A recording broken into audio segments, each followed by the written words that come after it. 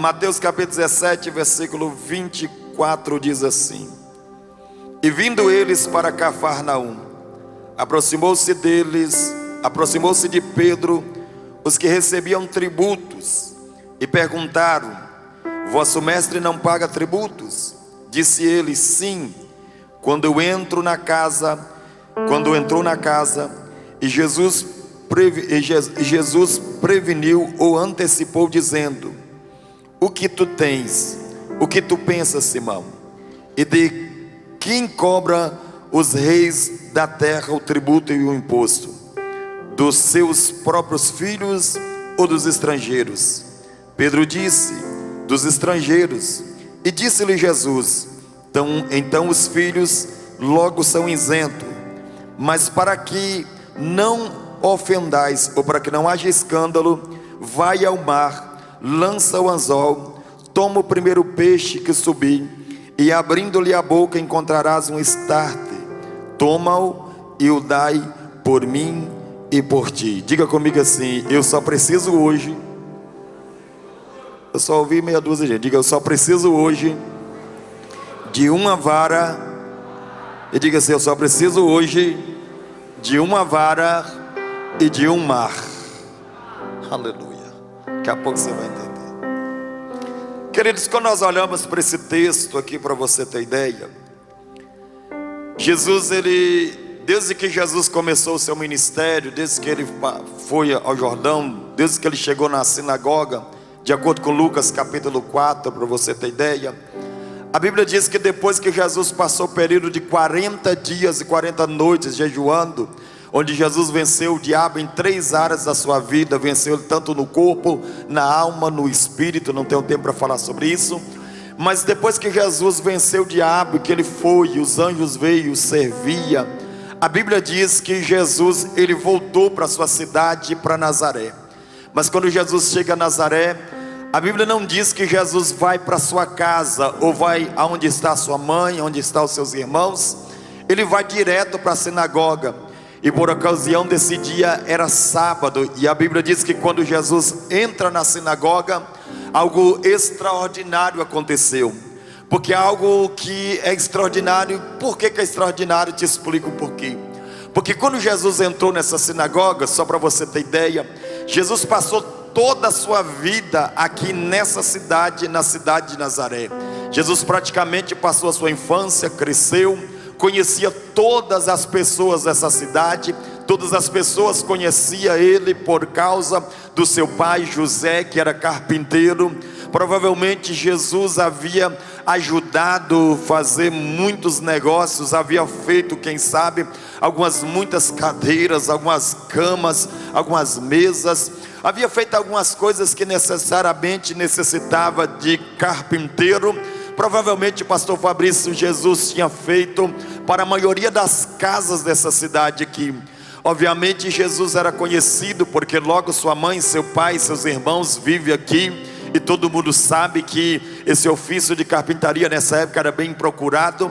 E o que eu acho interessante é que Jesus, depois, para você ter ideia, depois que ele passou 40 dias, depois que ele foi batizado, depois que o Espírito Santo desceu sobre ele de forma corpórea de uma pomba, e agora Jesus, ele retorna, e nesse sábado, justamente no seu retorno, Jesus, ele vai até a sinagoga, porque ele sabe que eles estão reunidos estudando a Parasha, a Torá, nesse lugar aqui. E algo aconteceu, porque quando Jesus entra, dá um silêncio no lugar. Se você observar bem o capítulo 4 de Lucas, você vai perceber que quando Jesus ele entra, dá um silêncio. E o ministro que está com o rolo na mão, com a Parasha, que eles vão estudar nesse dia, eles estão com o rolo, ainda não foi aberto, porque eles abriam, e o texto que saía, eles estudavam, debatiam durante o dia, ou durante todo esse dia, que era o dia, o sábado. E agora quando Jesus entra, o ministro paralisou, e quando viu Jesus entrando, ele logo chamou Jesus e o convidou para que ele assumisse a tribuna. Algo fora do normal, porque Jesus era acostumado a estar nessa sinagoga todos os dias. Ele era acostumado e era conhecido nesse lugar. Mas o que chama a atenção é que o ministro, quando olha Jesus entrando, ele para, chama Jesus e entrega o altar da sinagoga para Jesus, e entrega o rolo que está nas suas mãos. E sabe o que eu achei interessante? É que quando Jesus cruzou a porta, eles não entenderam que era o filho de Maria e nem o filho de José, e tampouco o carpinteiro. Quando Jesus entrou, já não era mais o filho de Maria, já não era mais o filho de José.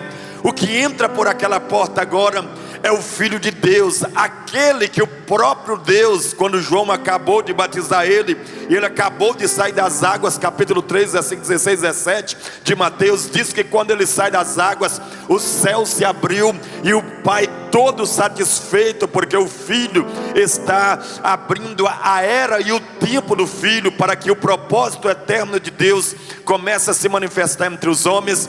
E o Pai todo alegre, o Pai faz uma declaração justamente às margens do Jordão, quando ele diz assim: este aí é meu filho amado, em quem eu tenho prazer. Esse aí é meu filho, esse que me complace. Esse é meu filho, e todo mundo já sabe que ele é. Ou seja, agora o que entra agora dentro desse lugar, dentro daquela sinagoga, não é o filho do carpinteiro, já não usa vestes de carpintaria mais. As roupas que ele usa agora é as roupas do Filho de Deus, é o Messias, o unigênito. E quando ele entrou, automaticamente as pessoas já não vê ele como ele era antes. Sabe por quê? Porque eles estão reconhecendo que a autoridade maior daquele ambiente agora já não é mais o ministro de culto, já não é mais o responsável pela sinagoga. Eles reconhecem que quando Jesus entrou no lugar, a soberania do lugar passou toda para as mãos dele. Porque quando Jesus chega no ambiente, escute bem isso aqui, o ambiente muda totalmente. Quer ver uma coisa? Você entrou triste, abatido, com tantas coisas na sua cabeça, com um parente que está internado, quem sabe lá na UTI, ou alguém próximo a você te falou uma palavra mal falada, te ofendeu, você entrou triste nesse lugar. Mas sabe o que é o mais interessante? É que no decorrer do culto você não percebeu, o seu coração está leve, a sua alma está tranquila, você já sente a presença dele, porque quando ele chega, ele toma conta do ambiente. É fácil perceber quando ele entra no lugar. Quando ele entra, ele é o centro da atenção do ambiente. Quando Jesus entra, ele é o centro da atenção daquele lugar. O ministro logo reconhece que não é mais o Jesus carpinteiro, mas é o Cristo que está naquele ambiente. Quando Jesus chega, ele transforma o lugar. E eu vim dizer para você nessa noite aqui, só para te animar, que ele já tomou as tuas mãos desse lugar aqui hoje. Ele já pegou nas tuas mãos. Ele já está dizendo: hoje eu vou te levar para casa. Eu vou abrir um tempo de esperança, e você vai viver os melhores dias estão para acontecer na tua vida, porque ele está nesse lugar e ele controla esse lugar.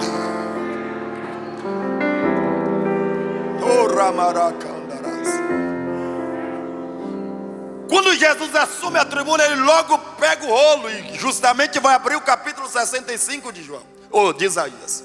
Quando ele pega o capítulo 60, ou 61 melhor dizendo, ele vai fazer menção e dizer assim, ele vai fazer menção, ele vai dizer que o Espírito do Senhor está sobre ele. Ele vai dizer que ele foi chamado para pregoar aos que estão cativos, aos que estão em prisões. E de repente ele vai fechar com uma frase dizendo assim, e declarando: este é o ano aceitável do Senhor. Ele não está dizendo aquele ano, ele está dizendo: esta é a era aceitável do Senhor. Em outra expressão, ele está dizendo assim: esta é uma nova temporada do Senhor aqui na terra. Sabe o que ele está dizendo? Eu estou abrindo um novo caminho agora, uma nova dimensão, que não vai precisar vir à sinagoga para falar com o sacerdote. Eu estou abrindo um caminho direto para o céu agora. Eu estou inaugurando uma era que vocês não vão precisar somente estar no sábado, domingo, segunda, terça, quarta, quinta, sexta, sábado. Todos os dias vai ser dia de estar diante da presença dele. E necessariamente não vai precisar estar na sinagoga. Lá no quarto da tua casa ele encontra com você. Na sala da tua casa ele encontra com você. Porque esta é a era do Senhor. E na era do Senhor Deus visita o mais profundo da única casa que ele escolheu para habitar, que não é essa de estrutura humana, mas é o nosso coração. Nós somos casas vivas, templos do Senhor, que Deus resolveu nessa era do Espírito habitar em nós. E ele vai fazer outra declaração ainda, além de ele dizer, esta é a era do Senhor, ele vai dizer assim, esta profecia se cumpriu aqui hoje. Só que o mais interessante é que ele vai dizer, ele não vai dizer, esta profecia provavelmente vai se cumprir. Ele está fazendo uma declaração, esta profecia se cumpriu aqui. Porque o único que tem autoridade para declarar o cumprimento de um tempo profético é só ele. O único que pode acelerar e ativar um tempo profético na vida de uma pessoa é só ele. Porque uma coisa, as instruções só servem para uma coisa, só serve para te direcionar. Mas no tempo que você entender o direcionamento para a tua vida, vai manifestar a ativação profética dentro da direção. E ele vai dizer, chegou o tempo de eu começar a cumprir a profecia que a tua casa será salva. Chegou o tempo de eu cumprir a profecia que a tua empresa vai ser a maior desse estado. Ah, você não está pegando, eu estou profetizando, você não está pegando, mas vou repetir de volta. Ele está dizendo, chegou o tempo em que o céu vai rasgar sobre a mais de Cristo. Deus está marcando esse lugar com tempo de palavras proféticas que vão ser ativadas, cumpridas, aceleradas na tua vida a partir de hoje. E sabe o que eu acho mais interessante? Que quando ele declara que chegou o tempo e que a profecia se cumpriu, nada pode parar ela. Nada pode parar uma palavra direcionada pelo céu sobre a sua vida.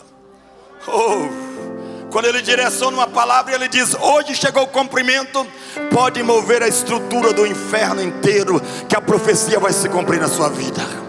Pode mover a estrutura de toda, pode mover um país inteiro, ministério público, pode mover onde que quiser.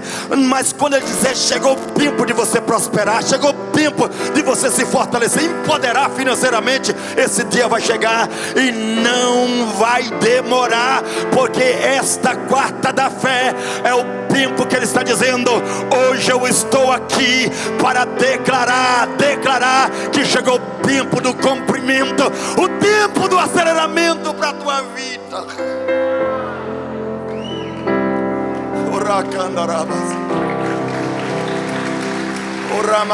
Agora tem uma coisa interessante, é que quando ele diz assim, hoje a profecia se cumpriu nesse lugar, deu aquele silêncio no ambiente. Porque só tem uma pessoa que pode fazer com que a profecia seja declarada e seja julgada e depois declarada que ela pode se cumprir. Somente o sacerdote. Só o sumo sacerdote pode declarar o cumprimento ou não de uma profecia. Só que eles esqueceram que quem entrou por aquela porta já não usava vestes de carpintaria mais. O que entrou já tinha veste de sumo sacerdote. E não era um sumo sacerdote qualquer, era um sumo sacerdote que Hebreus diz que ele é segundo a ordem de Melquisedeque, segundo a ordem universal de Deus estabelecida sobre a vida dele. Sabe o que ele estava dizendo? Eu tenho autoridade para declarar que a palavra está se cumprindo nesse ambiente aqui hoje.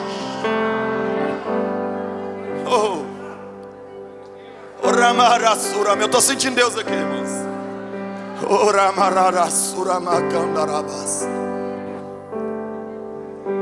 Quando ele termina de fazer essa declaração, eles ficam perturbados.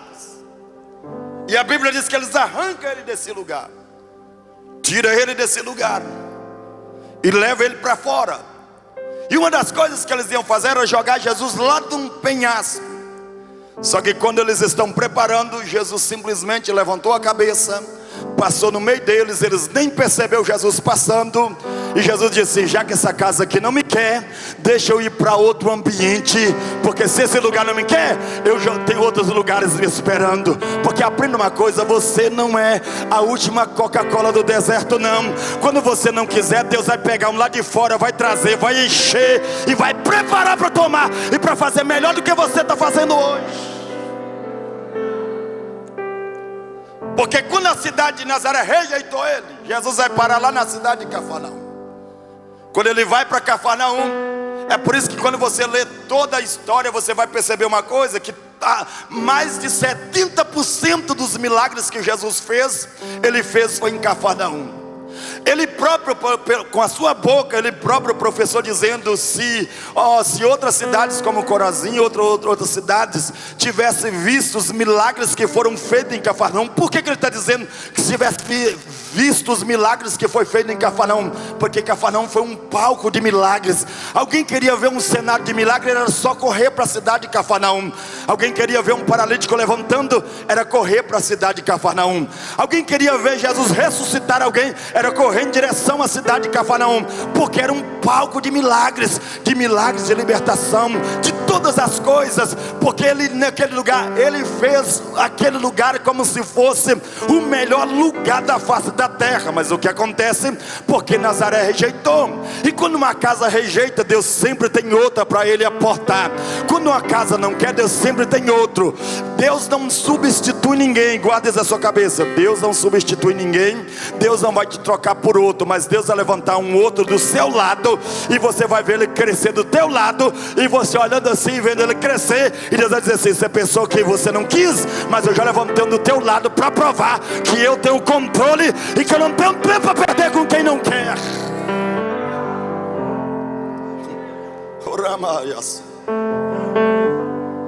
Porque na vida é assim. Deus não tem tempo para perder com muita... A gente pensa que esse espírito de comiseração que a gente tenta despertar, a gente desperta para ver se provoca o coração de Deus, uma sensibilidade de Deus. Isso não funciona não, irmãos. Esse negócio de ficar chorando: ai meu Deus, tem misericórdia de mim que eu sou pó. Você vai continuar sendo pó e Deus vai continuar sendo soberano. Deus não se move por esse espírito de decadência meu, não. Por esse espírito depressivo que a gente faz igualzinho aquele... Você já assistiu aquele desenho lá do gatinho de bota? O gato de bota, como é que diz isso aqui? É isso mesmo, hein? Você via como é que ele fazia com a carinha, irmão? Todo inofensivo. Mas de repente, arrancava a sua espadinha. Convenci alguns, mas isso não funciona com Deus, não. Com Deus o que manda é atitude e posicionamento.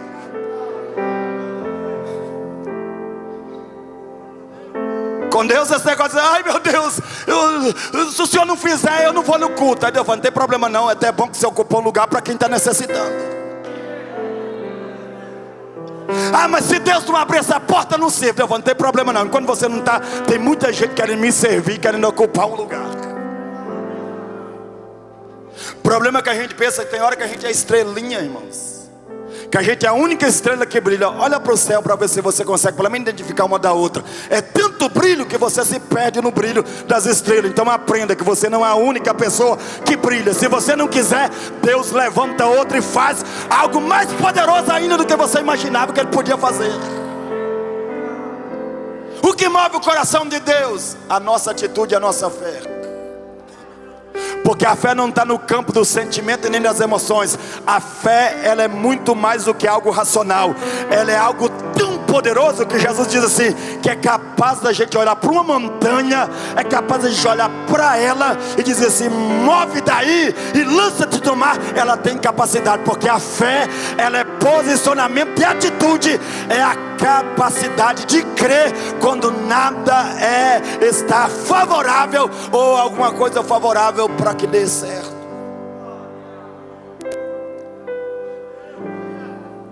Aí ele deixou adiantar isso. Aí ele vai para Cafarnaum. E durante todo o tempo Jesus vai passar em Cafarnaum. E a prova maior disso está aqui. Jesus está retornando outra vez para a cidade de Cafarnaum. E o texto que eu li aqui agora para vocês aqui diz que eles acabaram de entrar em Cafarnaum. E a maior prova de que Jesus mora ou se estabeleceu em Cafarnaum está aqui. Porque quando Jesus chega, Jesus entra para dentro da casa. Diga comigo, para dentro da casa. Quando Jesus entrou para dentro da casa, os cobradores de impostos, eles olham para Pedro e, meio sem graça, fazem uma pergunta para Pedro. Diz assim: ei, seu mestre não paga imposto não? Ele não paga os tributos? Essa é a maior prova de que Jesus reside nesse lugar aqui. Porque não se pode cobrar imposto de alguém que não reside num lugar. Não se pode cobrar imposto de alguém que não habita naquele lugar. Para o cobrador de imposto perguntar se Jesus, que acabou de entrar nessa casa, não paga imposto, provavelmente ele já observava Jesus entrar e sair dessa casa há muitos e muitos anos. Só que ele não vai perguntar para Jesus. Diga por quê? Diga por quê? Porque eles não podem falar nada com Jesus, porque senão eles correm o risco de cometer um equívoco e quebrar uma lei ou uma tradição. Jesus ele tem 3 ofícios. Durante os 3 anos que ele está aqui, ele opera em 3 dimensões. Diga comigo, 3 dimensões. Diga comigo, primeiro. Diga mais só, primeiro, ele é rei. Quero ouvir todo mundo, ele é rei. Diga segundo. Segundo, ele é profeta. Diga terceiro, ele é sacerdote. Ou seja, ele anda 100%, todo mundo vê ele com vestes sacerdotais. E a prova maior está lá no Calvário, quando ele vai ser crucificado. Que a estola sacerdotal que ele usava era de um tecido tão caro, para você ter ideia, tão caro, que eles preferiram lançar sorte para ver quem ficava, para não ter que rasgar as vestes. Alguém entendeu? Graças a Deus. Jesus, na função de sacerdócio, ele não pode ser cobrado. Por que ele não pode? Primeiro, porque pesa uma palavra sobre a tribo de Judá. E Jesus é raiz de Judá. Existe uma palavra sobre a casa de Judá que foi dada por Saul, que ele diz que quem matasse a Golias ou trouxesse a sua cabeça em bandeja, ele, além de casar com a sua filha Mical, com uma das suas filhas, com Mical, toda a sua geração e toda a sua prole ficaria isento de pagar imposto. Ou seja, Jesus não pode pagar imposto. Tem alguém? Tem alguém?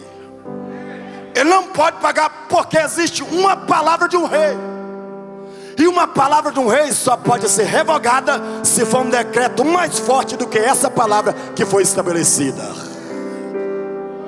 Entendeu não? Sabe por que o diabo não consegue te jogar você lá na cova e não consegue te matar? Porque ele não tem autoridade de revogar. O decreto do rei sempre vai ser maior sobre a sua vida.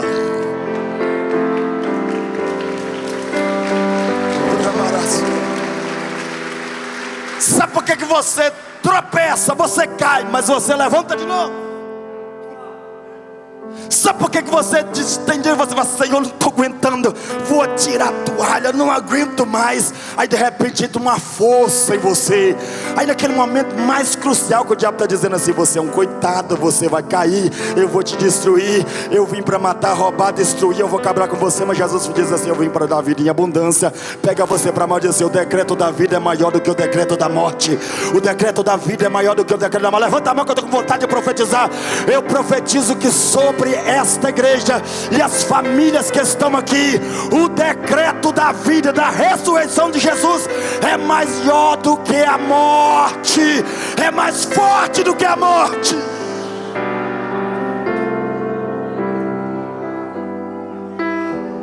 A morte vai bater na tua porta, mas a vida que está lá vai repreendê-la, porque a vida, o decreto da vida é maior do que a morte.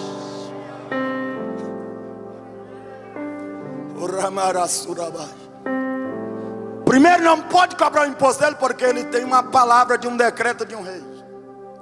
Segundo, não pode cobrar um imposto de um sacerdote, Porque os sacerdotes eram diferentes. Eles comiam daquilo que o povo dava. Ei, tem alguém? Eles se alimentavam das ofertas do povo. O que o povo dava, eles se alimentavam.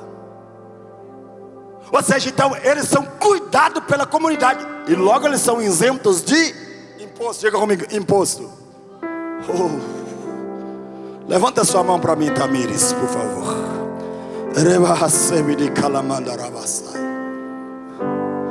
Não se preocupe, não é porque está tardando, é porque Deus está fazendo do jeito que você pediu. É porque você desenhou, então o seu desenho foi aprovado lá do arquiteto supremo que é Deus. Foi aprovado o desenho. Então espera, porque está apertando um pouquinho, mas está chegando. Quando você menos esperar, vai estar prontinho do jeito que você quis, do jeito que você desenhou. Porque Deus vai te dar o melhor. Porque a glória da segunda casa será maior do que a primeira. Diz o Senhor dos Exércitos sobre ti. Você pode dar glória a Deus, está difícil. Já estou acabando já. Diz que eu pode até 9h30, estou acabando. Quem me dá mais 5 minutos aí? Meu Deus, 5, 10, que não está minutos.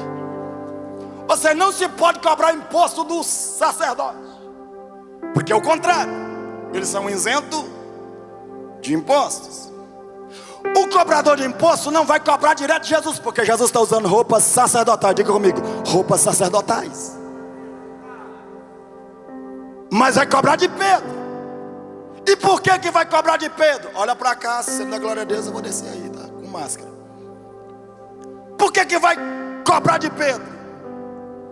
Porque é mais fácil cobrar de seguidor e de discípulo do que cobrar direto dele.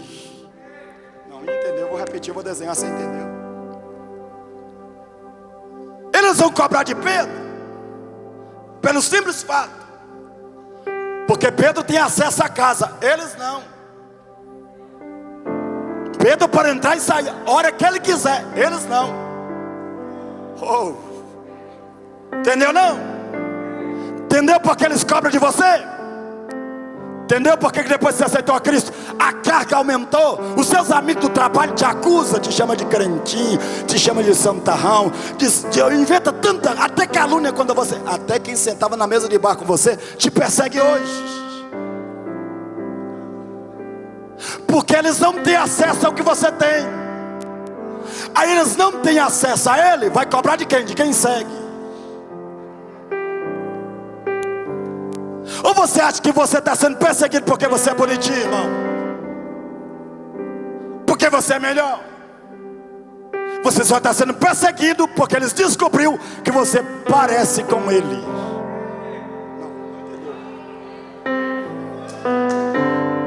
Ou você acha que você está sendo perseguido porque você fala bem? Não. Você está sendo perseguido porque eles descobriram que a essência dele está todinha, a fragrância dele está toda na sua vida. Onde você passa, você exala ela.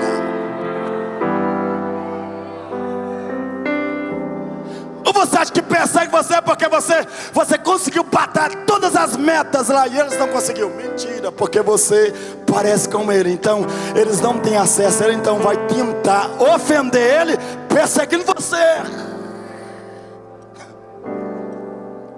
O diabo sempre foi esperto nessa área. Escute bem isso aqui.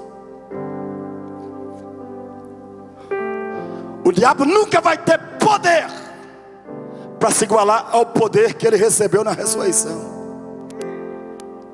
Porque o poder da ressurreição diz: é-me dado todo o poder nos céus, na terra e debaixo dela.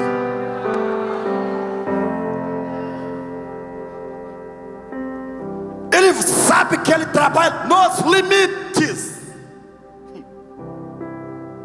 Ele não tem acesso a ele, vai perseguir quem? Você. Agora deixa eu te contar um segredo. Sabe por que eles te perseguem? Na maioria das vezes não é para te maltratar, não.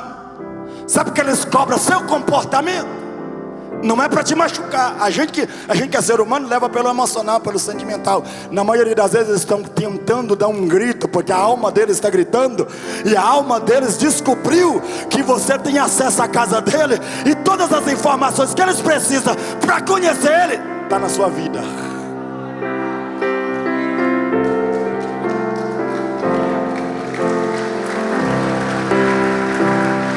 Olha para cá, irmãos. Descobriu que a sua genética é igualzinha a dele, que seu DNA já não é da terra, é dele. Como, pastor? Porque a Bíblia diz assim: não fosse comprado nem com prata nem com ouro, mas pelo precioso sangue. Oh, você não entendeu não? Quando o sangue, ele não só cobriu os seus pecados. Não. Porque para cobrir pecado já tinha a antiga aliança. Matava-se um cordeiro e pegava seu sangue e cobria os pecados, mas não tirava. Mas nessa aqui não. Essa aqui é diferente. Para você ter acesso de volta, você precisa de 100% do DNA dele como filho para ter acesso. Pegou não? Já falo isso aqui, ó. Você só deixa de ser criatura quando você se torna, Efésios capítulo 1 e versículo 4 e 5. Diz que Ele nos predestinou para sermos filhos de adoção, ou seja, para nos adotar nele. Olha para cá e nós vamos orar. Só que a questão da palavra adoção aqui, lá no Oriente Médio, principalmente para os judeus, totalmente da descrição que eu e você temos. Porque na nossa mente, adoção é quando uma família não pode ter filho. Ela vai fazer o quê? Ela vai buscar uma outra criança que não é do seu sangue, que não tem o seu DNA, e vai adotar ela, e vai tomar essa criança como se fosse seu filho, por adoção. Agora, adoção para o judeu não. Adoção, quando diz ele nos fez filhos de adoção por meio de Cristo, porque o termo adoção para os judeus significa que a responsabilidade, vou repetir, que a responsabilidade do filho mais velho, o pai transfere para ele, vou repetir, o pai transfere para ele, para que ele faça cargo, cuide de todos os seus irmãos menores. Entendeu não? É que nosso irmão maior Jesus, ele tomou a doação, ele se tornou 100% na ressurreição, filho de Deus, legítimo, porque venceu a morte, o primogênito dentre os mortos. Ele é o primogênito. E sabe o que aconteceu? Na sua ressurreição, ele nos adotou a mim e a você, e nos colocou debaixo da sua proteção. Nos colocou debaixo da sua proteção. Ah, você não entendeu? Nos colocou debaixo da sua proteção. Eu estou dizendo para você que o diabo não pode contra a sua história, contra a sua casa, contra os teus projetos, contra teus sonhos, porque você está guardado debaixo da mão do teu irmão maior, que é Jesus, que te pegou e te cuidou. Ele está cuidando de ti. Fica de pé.